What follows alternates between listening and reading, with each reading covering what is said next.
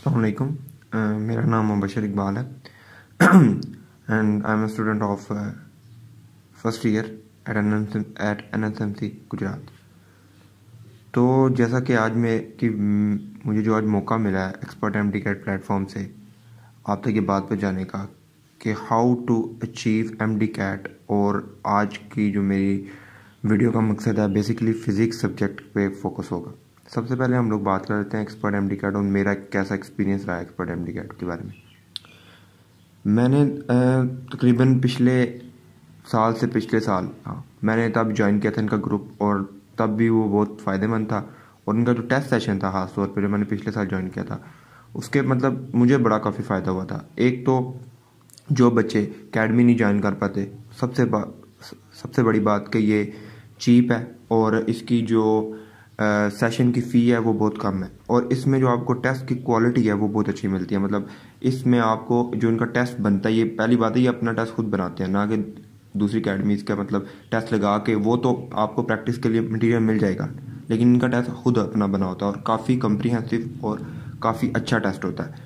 यानी कि ना ज़्यादा मुश्किल है ना ज़्यादा आसान है, मॉडरेट सा टेस्ट होता है। उसके बाद इस दफ़ा वो वीडियो सेशन भी रख रहे हैं, तो ये बहुत अच्छा होगा कि वीडियो सेशन में जो आपके क्वेश्चन क्वेरीज होंगे आप वो पूछ सकते हैं।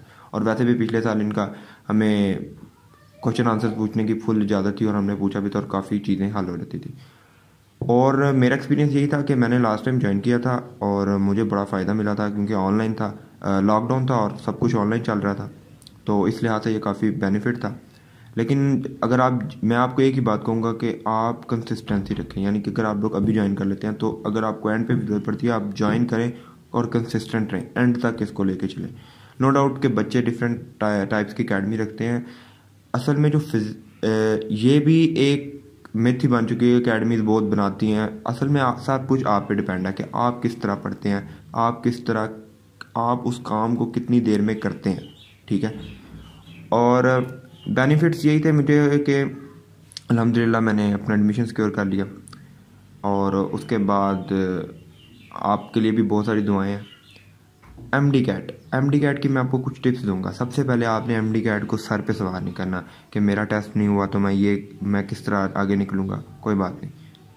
सबसे पहले आपने अपनी हेल्थ पे कंप्रोमाइज़ नहीं करना। अच्छी डाइट लेनी है और वक्त पे लेनी है।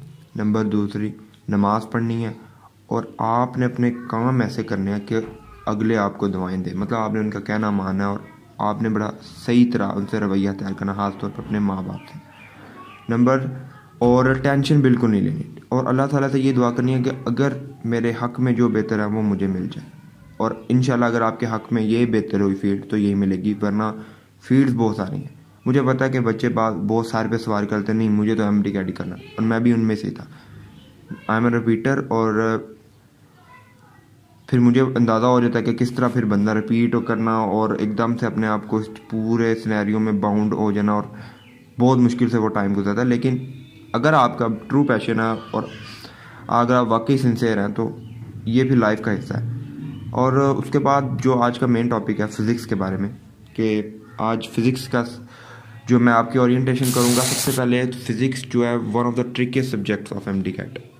मतलब ये ऐसा सब्जेक्ट है, एक तो इसकी वेटेज कम है, मतलब एज़ कम्पेयर टू बायोलॉजी और केमिस्ट्री। 40 MCQs होंगे आपके 200 में से, लेकिन ये 40 MCQs बहुत बहुत बहुत ज़्यादा आपके मेरिट में वो मानी रखेंगे। जैसा कि अगर आप लेट्स सपोज इनमें से 30 MCQs हो जाते होते हैं, जो ऊपर वाले 10 से 9-10 MCQs होते हैं वही आपका मेरिट बनाते हैं। और इसमें सबसे बड़ी बात है टाइम मैनेजमेंट। बाज़ औक़ात बच्चे बायो केमिस्ट्री तो बहुत जल्दी कर लेते हैं, लेकिन इसमें इतना टाइम उनका लग जाता है कि उनको पता ही नहीं लगता। या कुछ लोग बायो केमिस्ट्री के कुछ MCQs छोड़ देते हैं और इसमें जब आ जाते हैं तो इसका टाइम मैनेज नहीं हो पाता। वो मतलब 40 MCQs पे घंटा 1.5 घंटा लगा देते हैं, सवा घंटा, और उससे वो फिर बहुत ज़्यादा उनका सबसे बड़ी बात जो MD-CAT में कि उनकी नर्व्स पे कंट्रोल नहीं रहता, और जो उनको आता होता है वो भी भूल जाता है। तो आपने सबसे पहले अपनी टाइम मैनेजमेंट पे फोकस रखना है, ठीक है। और ट्रिक इसकी क्या है कि आपने की पॉइंट पे फोकस करना है। जैसा कि मैं आपसे एक सवाल इधर आपको दिखा देता हूँ कि which of the following is supplementary quantity. अब क्वांटिटी की बात हो रही है, ऑप्शन होगा किलोग्राम, रेडियन, प्लेन एंगल और स्टीरेडियन। अब बाज़ औक़ात बच्चे क्या करते हैं, या रेडियन या स्टीरेडियन पे क्लिक कर देते हैं क्योंकि उन्होंने सप्लीमेंट्री यूनिट्स पढ़ा होता है और वो उनके दिमाग में ये होता है और वो फटाफट जल्दबाजी में आसान से MCQ गलत कर बैठते हैं। हालांकि बात कर रहा है सप्लीमेंट्री क्वांटिटी की, तो हमें एक प्लेन एंगल पे लगाना है। इसी तरह आपने की पॉइंट्स पे आपने वर्ड्स के अंदर जो की पॉइंट्स हैं उनको अंडरलाइन करना, और अगर आपको फिज़िक्स में सवाल की समझ आ गई ना तो जवाब कुछ भी नहीं होता। मेरे साथ भी ये एक्सपीरियंस था, और जब आप फर्स्ट टाइम होते हैं, अगर आपके फिजिक्स के कंसेप्ट अच्छे नहीं और आप उस पर नहीं तवज्जो दे रहे तो बहुत ज़्यादा नुकसान होगा आपको। तो बेसिक की पॉइंट पे फोकस रखें, अपने बेसिक कंसेप्ट अच्छे रखें और उनको बार बार रिवाइज किया करें, और देखें कि किस सब्जेक्ट की कितनी इम्पोर्टेंस है सब्जेक्ट की। अब देखें, जिस तरह के फिज़िक्स की वेटेज को देखा जाए तो बड़ी कम है, लेकिन इसके जो 40 MCQ हैं ये बहुत ज़्यादा मैटर करता है। आपने 200 MCQ में हर MCQ को उसकी उतनी ही इंपॉर्टेंस पे रखना है, तब जाके आप 185 190 का स्कोर कर पाएंगे। जैसा कि आप लोग जानते हैं कि इन 2 सालों में मेरिट कितना ऊपर जा रहा है, तो आपने अपने आप को उस तरह से, उस लिहाज से प्रिपेयर रखना है कि मुझे MD में कितना स्कोर चाहिए। मिनिमम में कभी भी मत जाइएगा, हमेशा मैक्सिमम स्कोर करिएगा, ताकि जो अगर कोई कसर रह भी जाए, अगर खुदा ना खास्ता मेरिट ज़्यादा इंक्रीज होता है तो आप सेफ जोन में आ जाए। उसके बाद बात कर लें फिज़िक्स के डायग्राम्स के क्वेश्चन नहीं हल होते, तो आपने बेसिक्स पे जाना है, ठीक है।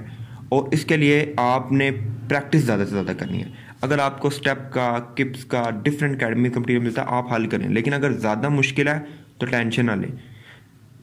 एक्चुअल पेपर और इन टेस्ट में बहुत फ़र्क होता है।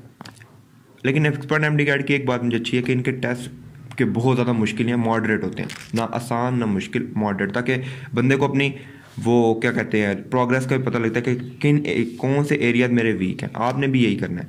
आपने अगर टेस्ट सेशन हॉल कर रहे हैं, जो आपके एरिया वीक है आपने उनको अंडरलाइन कर लेना है और उन्हीं पे ज़्यादा काम करना है। कुछ बच्चों के कुछ चैप्टर ज़्यादा अच्छे होते हैं, जिस तरह के आप कुछ बच्चों को मतलब वेव और ऑसिलेशन अच्छी आती होगी, लेकिन उनको सेकेंड ईयर में उनको मसला होगा, तो आपने खुद पॉइंट आउट करना है और आपने देखना है कि मेरे कौन से एरिया वीक है।